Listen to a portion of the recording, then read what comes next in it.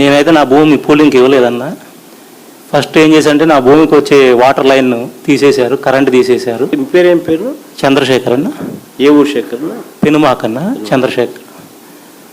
పూలింగ్కి ఇవ్వలేదని చెప్పి మాకు వచ్చే కరెంటు, వాటర్ డ్రిప్ అన్నీ తీసేశారు. సరే పంట పోతే పోయింది, భూమి ఉంటుంది అని చెప్పి మేము అయినా కూడా ఇవ్వలేదు. తర్వాత మా దాని పక్కన వాగు నుంచి డైవర్షన్ రిజర్వేయర్ అని చెప్పి ఆ వాటర్ అంతా మా పొలం వైపు డైవర్ట్ చేశారు.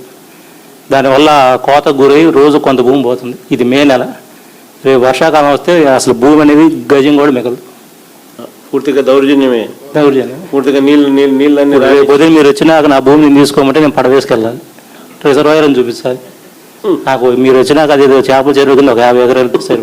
అది పెనమాకలో రిజర్వాయర్ కింద సార్. అది రిజర్వాయర్ లో ఒక రిజర్వాయర్ కానుకున్న భూములు కూలింగ్కి ఇవ్వలేదని చెప్పి వీళ్ళ ప్రకారం ఒక రిజర్వాయర్ ఆడ కడుతున్నారు.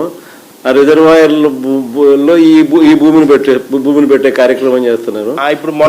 ఇప్పుడు కోతకు గురైందన్న. నాకు మీరు వచ్చినాక భూమి తీసుకోమని తీసుకోలేను. శేఖర్ భూమి ఎక్కిపోయేసరికి చుట్టూ భూమిని తవ్వేసి శేఖర్ భూమిలోకి నీళ్ళు రానిస్తున్నాడు.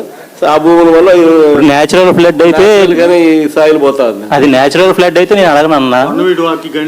గండి కొట్టి పెట్టింది ప్రైవేట్ భూముల నుంచి వీళ్ళు చేయటం వల్ల నా భూమి ఇరిగిపోయింది అక్కడ.